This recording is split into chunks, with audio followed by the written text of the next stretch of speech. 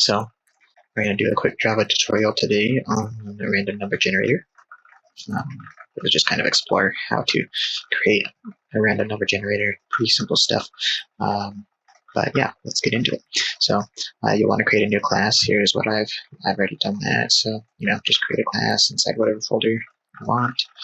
Then you put it in. So let's get into it.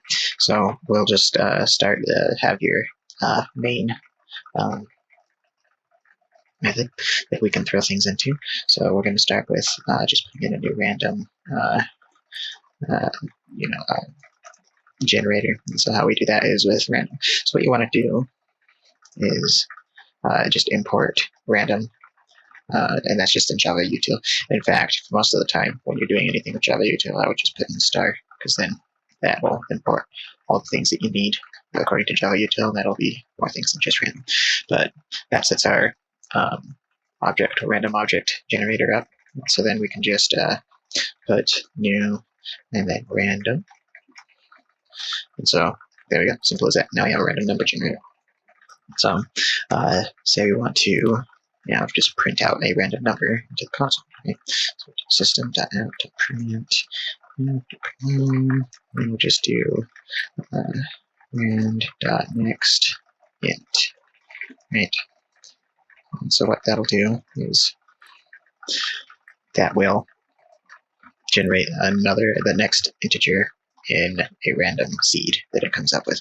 And so let's just go ahead and have that run.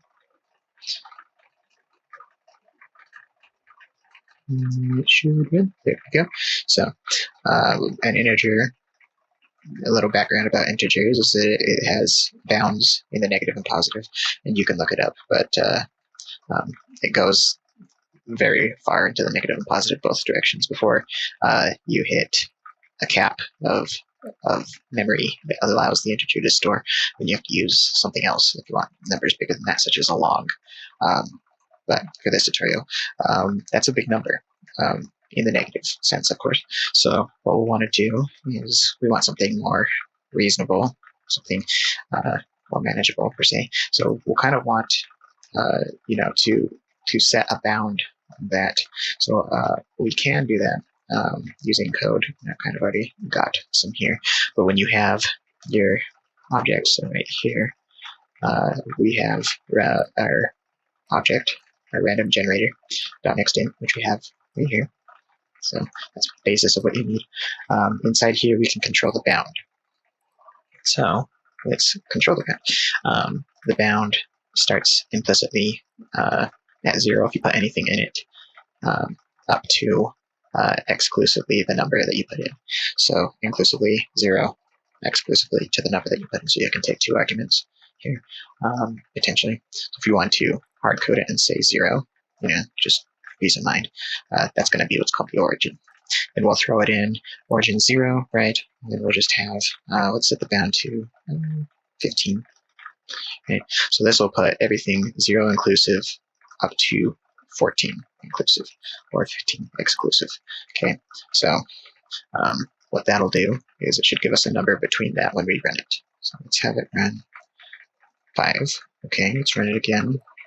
You can also run it here if you're using IntelliJ, which is what I'm using right now. Eclipse should have some kind of option like that too. So you see it went up to 14, but we shouldn't get a 15. We shouldn't get anything that's like -1 or out of that. And the same thing should be true if we just get rid of that first argument. It'll automatically set the bound if it's not 0. Yeah, if it is, if you do set 0, you can set the bound to 0 and see what happens. And it'll throw an exception because the bound has to be positive. So when you put 2 arguments in, obviously now that sets it to the origin, and then you can put whatever in there as far as numbers go to be your bound, and it'll act accordingly. So let's set our origin to -15, and then we'll set our bound to 45. Okay, so that should give us a good range of, we'll even make it 46 just to keep it. So we'll have a good range of about 60 possible numbers in there, right? So that's all well and good. Let's print out some more than just 1, right? So we can do a for loop. For loops are easy, so int I equals 0, and then while I is less than, let's do 100. Then we can do I plus plus, okay? Then inside of our loop here, we can just put system.out.print. Oh, we can actually do .print. Print line will make it print successively every time. Print will just print it on the same line every time the loop runs. And so let's go ahead and just put rand.next, right? Well, let's set the bounds, between there. So we'll take that, put it in there. Let's get rid of that line. We don't need that anymore. Right, so we're going to have rand.next in, somewhere between there. Okay, makes sense. Then it's telling us we had a little problem here. Oh, what's that about? Oh, we have to put these, oh, and then these.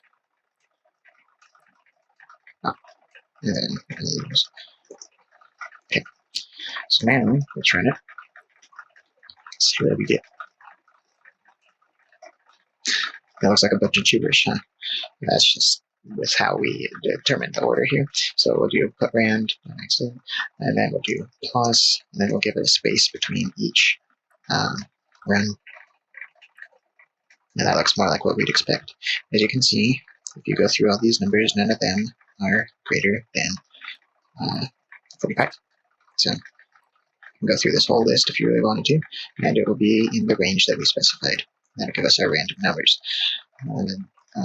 As such, that's really quite useful when you're designing other code that's a little more complex. And so that's kind of a simple tutorial on random, just to give you the basics on how to operate a random number generator. So thanks for watching.